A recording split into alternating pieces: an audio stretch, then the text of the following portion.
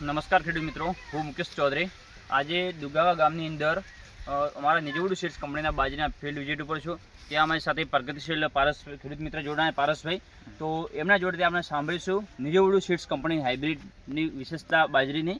તો નમસ્કાર પારસભાઈ. નમસ્કાર પારસભાઈ, આપણો પૂરો પરિચય આપો પહેલાં તો.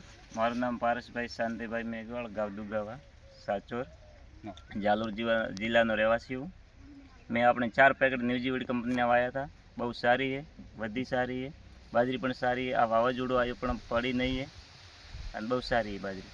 તો પારસભાઈ, અત્યારે જે આપણે હાઇટની વાત કરતા ત્યારે હાઇટ કેટલી છે એની? હાઈટ 7 ફૂટ. એની 7 ફૂટ હાઇટ છે, બરાબર. અને અત્યારે કાપણી ઉપર બાજરી આવી ગઈ છે. તો એનો ઘાસચારો કેવો હોય અત્યારે? બહુ સારો હોય, લીલોછમ સુકાણો નહીં, એ પીલું પત્તું નહીં પડ્યું હોય, બરાબર, અને તંદુરસ્ત છે. ઓકે.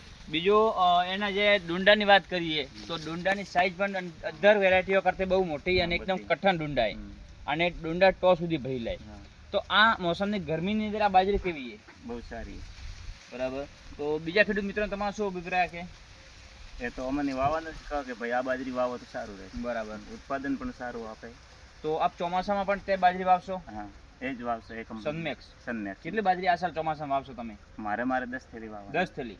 અત્યારે 4 થેલી ઉના, ચોમાસામાં 10 થેલી કરશો. હા. તો આ બાજરી તમે સંતોષ છે? હા, સંતોષ છે. Okay, thank you.